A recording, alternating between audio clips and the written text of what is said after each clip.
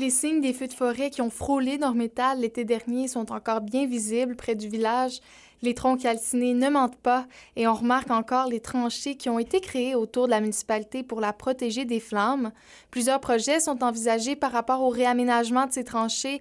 La municipalité a sondé les citoyens. Le sondage a révélé vouloir un gros changement au niveau de la pollution visuelle au village. On a beaucoup d'encombrants dans les cours des gens. Ils aimeraient beaucoup aussi avoir une piste cyclable non pavée, mélanger à travers ça un aménagement de feuillus. Une consultation publique n'est pas exclue pour la suite des choses, vu la faible participation au sondage. On va se rencontrer d'ici la fin du mois pour pouvoir établir l'échéancier, puis voir par où on s'enligne. Et sur les lieux du feu de forêt 281, à quelques kilomètres des tranchées de Nord-Métal, les chantiers de récolte se sont déroulés sans embûches jusqu'en mars dernier.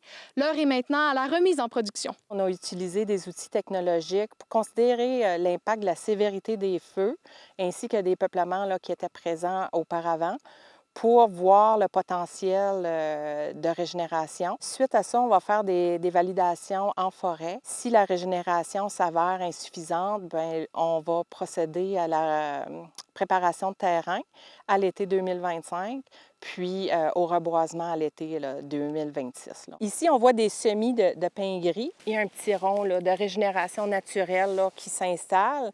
Par contre, c'est vraiment, comme je vous dis, juste un petit rond.